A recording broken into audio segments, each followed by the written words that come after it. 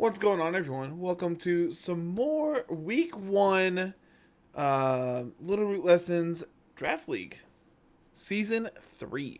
Yeah. We have a match here between Bepis and the Falls Church Critters and Psy-anide and the Verbank Venomoths. So, we have on screen their teams for Week 1 here. So, let's talk about this. Let's talk about what we like, and let's jump into game number 1, shall we? So, Carl, what do we see here?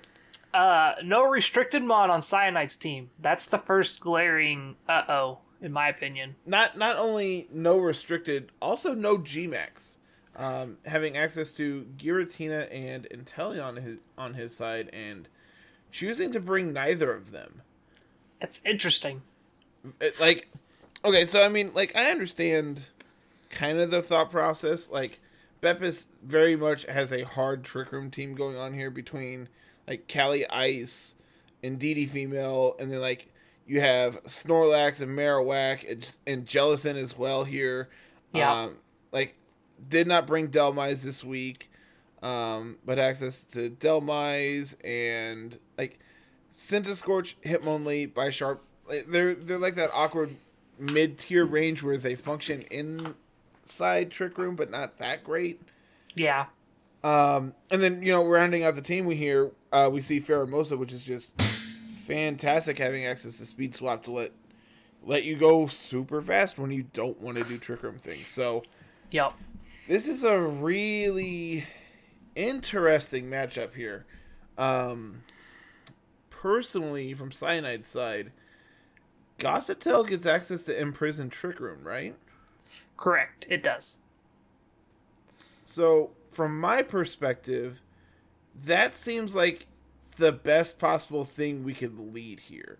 Yeah. It's just Gothitelle, try to get an Imprison up, and then we just play Protect the Queen while we chip away at their threat. Yep, for the most part. And that's kind of what this strategy looked like it was wanting to do. Volcarona's redirection. Raichu and Hawlucha are both very fast with Coco on the battlefield because they both, I believe the Hawlucha was Electric Seed. I would be very surprised if that's not the case. Because Unburn means you get to go faster, and then Surge Surfer on a Alolan Raichu means Tapu Koko helps benefit that as well, so you just get to be the fast thing.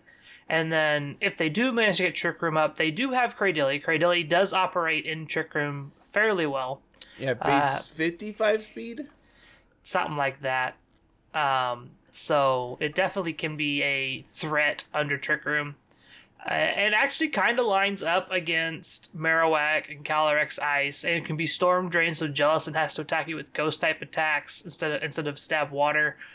So it can be a threat and pose a problem for Bepis here. But definitely not bringing the Restricted Mon makes it feel like it's a little bit weaker than Bepis's overall team, just seeing what Bepis has versus what Cyanide has. Especially when you're, personally, I got to play Giratina for laddering a couple weeks back now. Giratina felt really good against Cali. Calyrex, granted this is Calyrex-Ice, so, if you do get Trick Room up, then obviously Giratina doesn't line up great against it, but even just firing off, a Shadow Force and hiding for a turn under Trick Room, and then firing off a huge attack that they can't protect under, is really powerful. Making it where you're immune. If you do it on turn 1 when they're setting up Trick Room, then all of turn 2 you're immune. And that in and of itself can be really big, but if they're pairing it next to Indeedee, well, then you can't really go for these Shadow Forces because, well, Indeedee's just going to redirect it, and being a normal type, you can't hit it with Ghost moves. So, yeah. So, let's just jump in here to team preview, locking this in. What do we like here from both sides? For Cyanide, I feel like we said, we want to bring that Gothitelle. We want to bring probably Volcarona to keep it alive, and maybe do Coco, Alolan Raichu stuff in the back. I would be scared of doing Coco and Raichu in the fear of this Marowak being Lightning Rod, and then just kind of not having anything that can actually hit it effectively. Well, to be honest, we don't have anything that hits it effectively anyway, outside of, like, rock-type move from Cradilly. True, because, I mean, it's immune to one stab on Hawlucha. It's resists both of Volcaronas. Like, if it's Lightning Rod, it resists Stab from Koko and Stab Electric from Koko and Raichu. It resists Fairy from Koko because it's a Fire type. So you're taking neutral damage from, like, Stab Psychic off the Raichu, and, like, I believe Alolan Raichu gets access to, like, Shadow Ball. I'm not sure.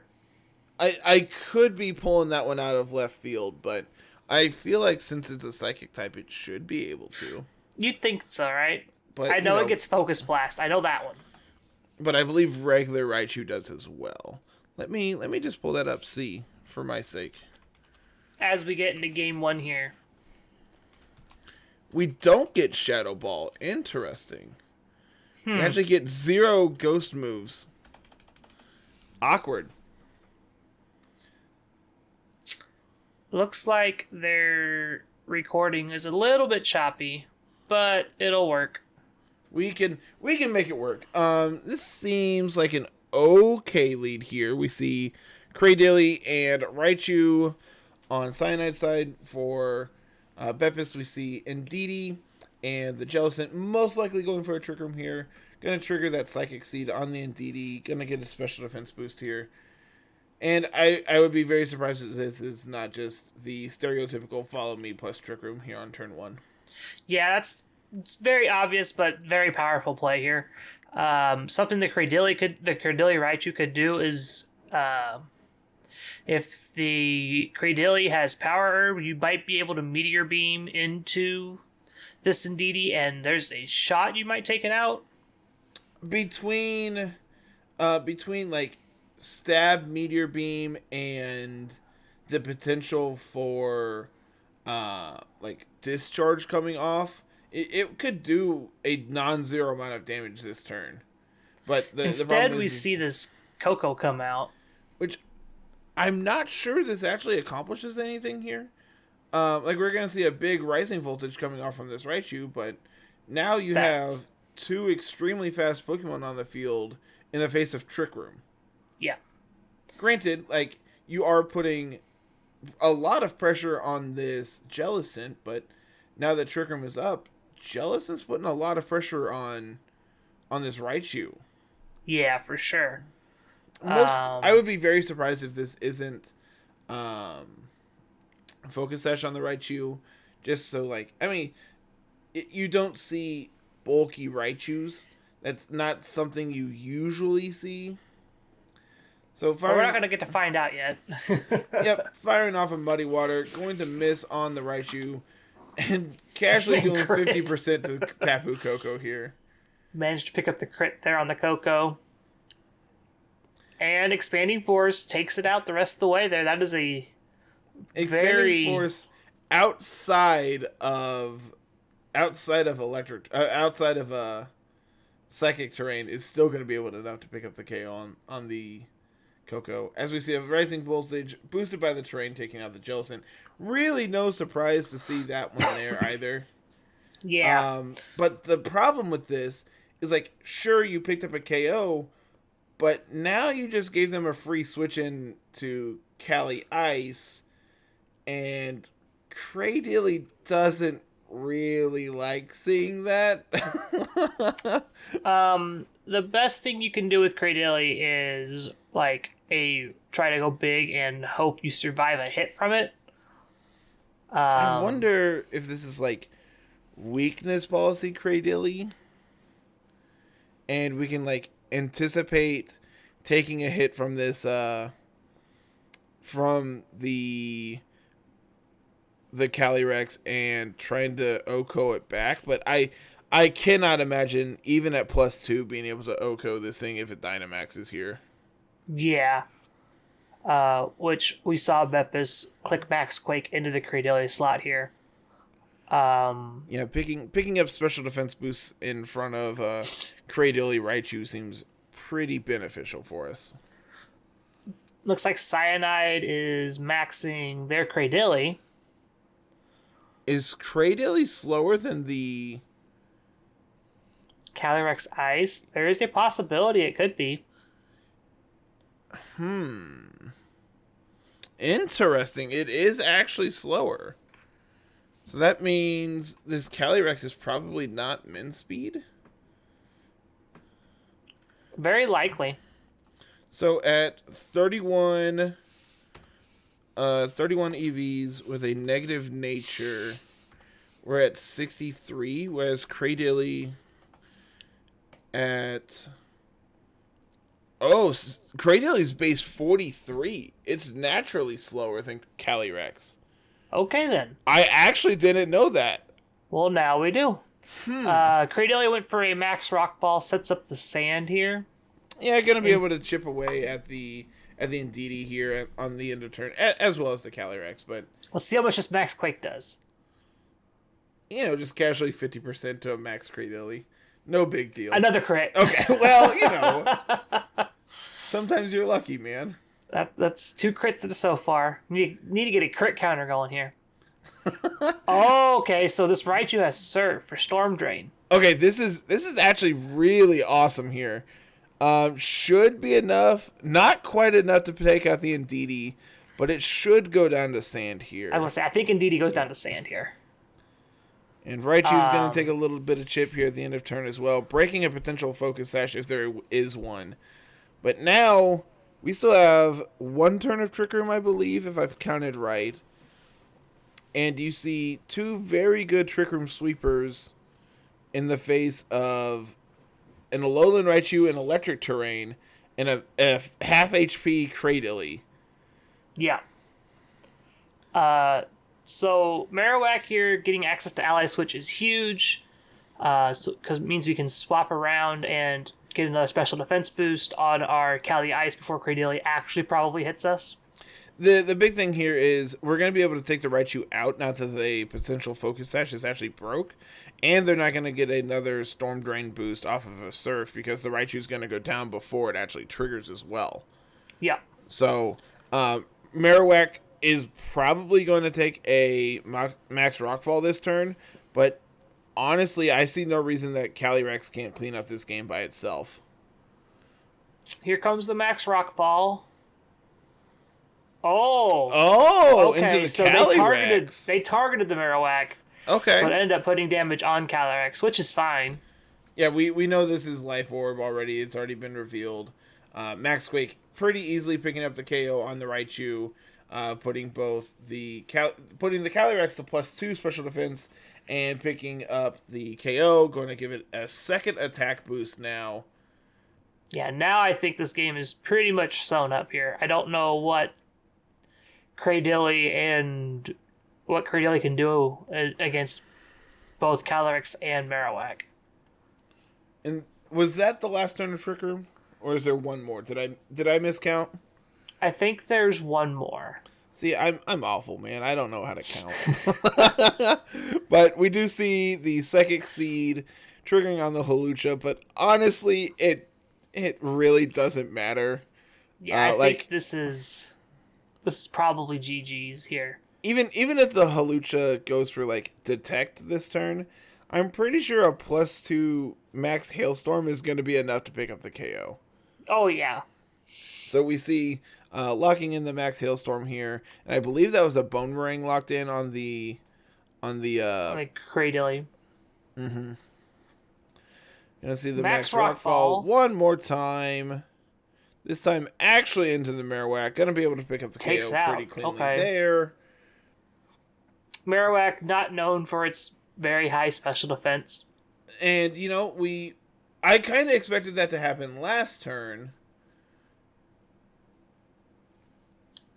Did the Hawlucha go down there? I don't think it was enough. No. Not quite enough. But I believe this is the end of Trick Room. Yes, there we go. There's the end of Trick Room, end of Electric Terrain, and the end of both Dynamaxes. But So it's a 1v2, but Calyrex gets access to one of its best moves, Glacial Lance. which is conveniently super effective against both of these mons. Yep. And we're at +2, so unless they this have Halucha they can have to one-shot take out here, this. Yeah, they have to take it out here. because we know Calyrex is faster than Cradilly. So, did we ever see an item on the Cradilly? We haven't yet, no. I wonder if this is Assault Vest then, and we just, like, they can't protect here. Granted, all we've seen is Max Rockfall, so there's a good chance that it could be the Meteor Beam Power Herb set like you were talking about. Mm-hmm. So as we lock in the moves here, pretty sure we're going to see the end of game 1 here going 1-0 in the Feather Dance. Is that harshly lowering attack? That harshly lowers it, but I don't think that's enough. I think this still picks it up. Just, get to see one of the best animations in the game here. Yeah. Cleans it up quite nicely. Clean double KO here. Just completely negating the Feather Dance. But that is really good information to see going into game 2 here. So Bepis on the board. Going into game 2 here, how do we change this up from both sides? What do we like now? For Bepis' side, I don't know if we actually want to change anything. What we did was, it was pretty powerful, and then it seems like we were in the driver's seat this entire time. I don't think we need to change anything going into game 2. I think it's really important from Psy-anide's side that they try to negate the Trick Room in some way, because as we saw there, like, not having that Gothitelle just made it where we pretty cleanly just get to set up the Trick Room and completely ignore everything going on. Yeah. So I wonder if from Psy-anide's side they just wanted to ensure that we were going Trick Room game 1, just to then like have that sensation of, okay, well, you didn't lead Trick Room on game 1, so that means that like you're not planning on doing it this game, and that's why you have the Pheromosa. Where like if you lead Gothitelle and they lead Pheromosa, well, you kind of accomplish absolutely nothing. But since you're willing to show us that you're leading Jellicent plus Indeedee and setting up that Trick Room, I think it makes it more reliable for Gothitelle to be able to come in here, click that Imprison, and negate you from doing your thing starting on turn 1. Oh boy, we get to see this Kustapberry Snorlax. This is gonna be great. This is everything I've wanted to live for in life and some more. This is something that was popular for like 1 week on Ladder, because I believe it was Japanese players. Someone posted about it on Reddit, and it just blew up, much like the Snorlax. I wonder if we're going to see an exploding Snorlax. I would love to see it. I don't know if we'll see an exploding Snorlax, but I expect to see a lot of berries eaten. Oh yeah, this is Bepis's G-Max, isn't it? Mm-hmm. Snorlax is the G-Max. We get to do G-Max replenish things, and G-Max replenish, even though we may not have seen it for a while, G-Max replenish has a chance to restore your berry. So that means with Gluttony that you get to keep eating your berries over and over and over. What is the chance on that? I believe it is a 50-50. It's just a coin flip. So, Jellicent Indeedee, same lead here for Bepis. Volcarona Raichu is the difference here for this time. Which I'm not sure. What is Volcarona doing here for us? Anything? Are we just going to see the same play? Yeah, just going back into Coco.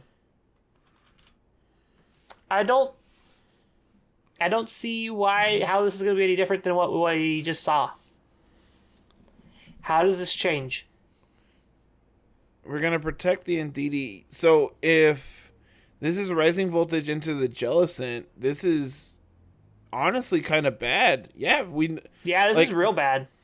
I'm intrigued as to why we didn't click follow me there. Like, we saw this game plan coming from Cyanide in game 1. So I feel like it was pretty televised that was going to happen again for game 2. Yeah. Did we see belly drum on this Snorlax?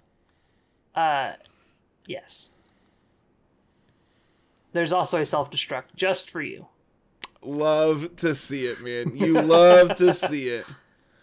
So now I believe we are follow me belly drum here.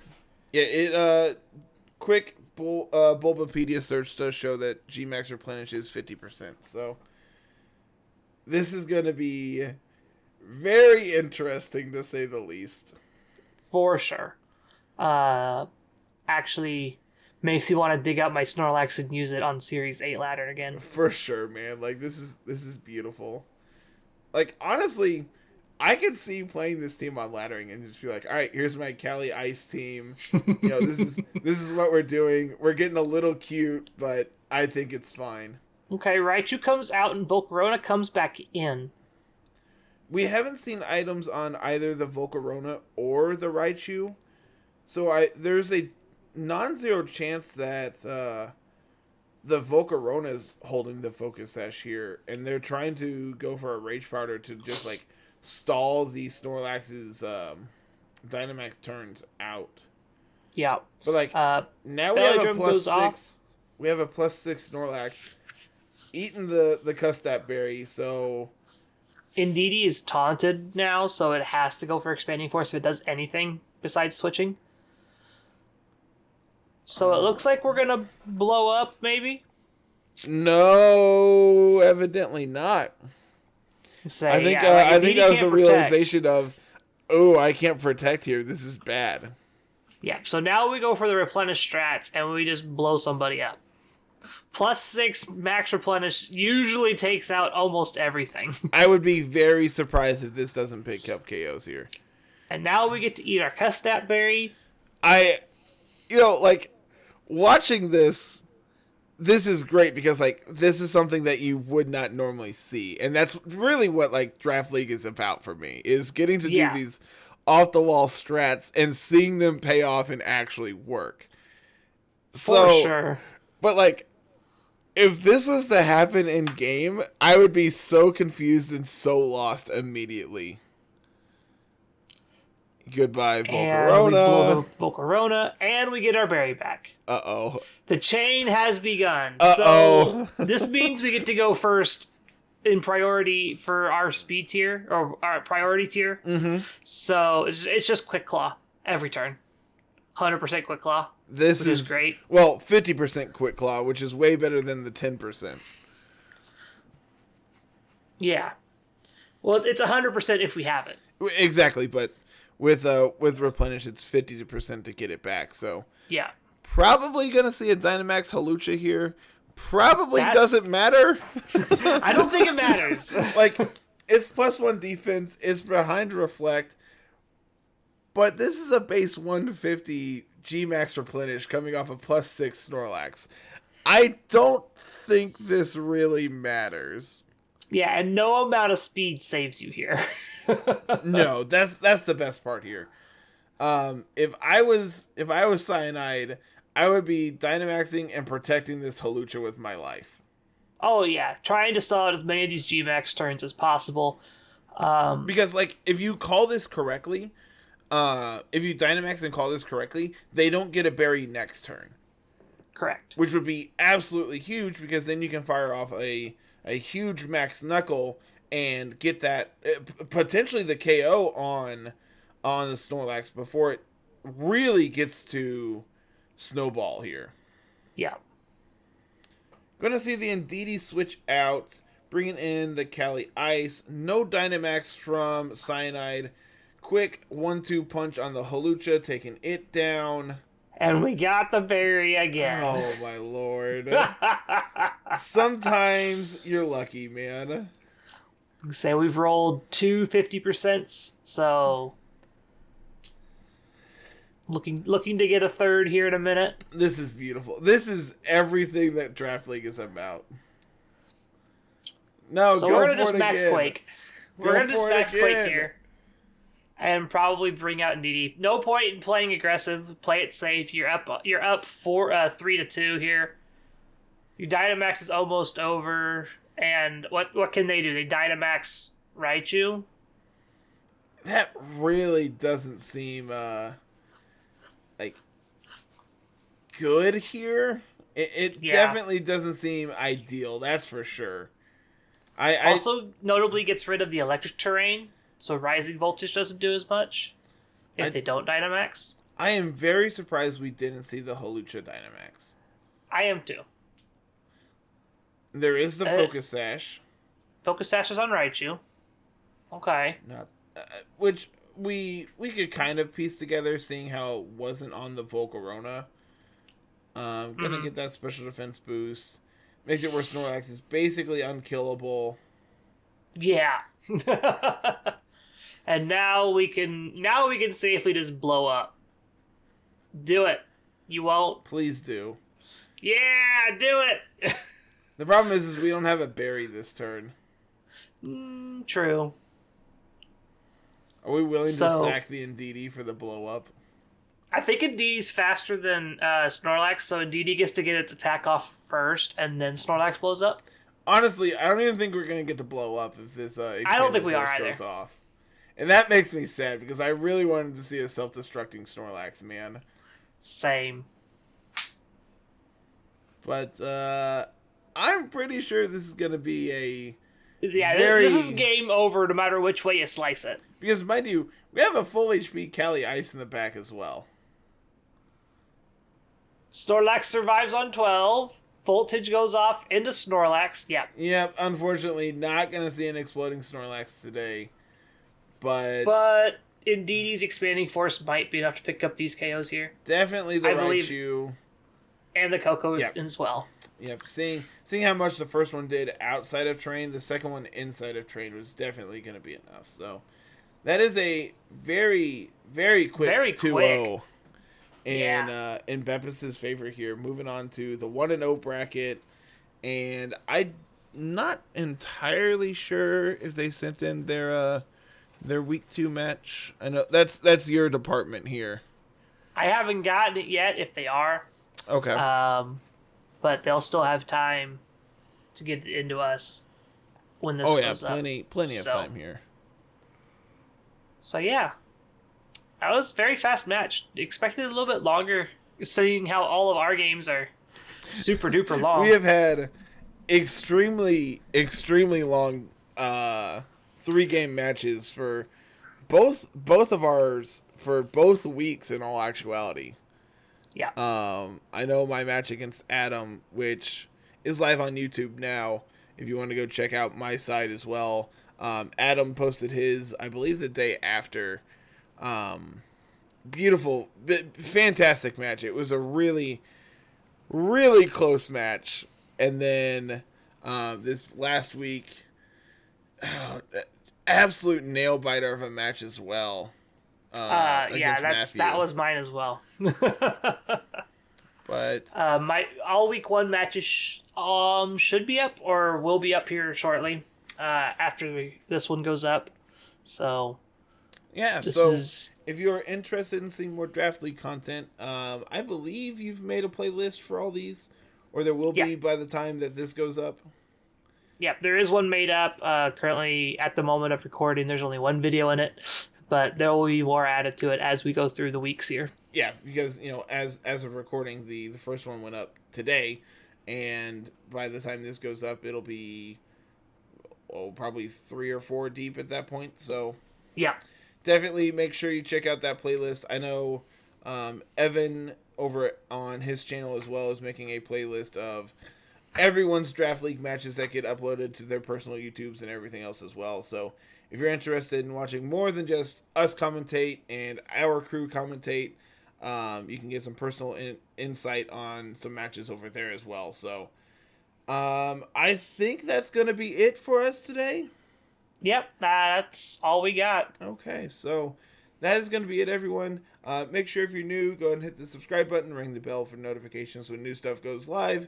And to everyone, pound that like button and leave a comment for self-destructing Snorlax, even though we didn't get to see the dream today. Yeah, But it was close though. It was within grasp. it was plausible, and that's the best part. So that's going to be it, everyone. Have a good one. Peace.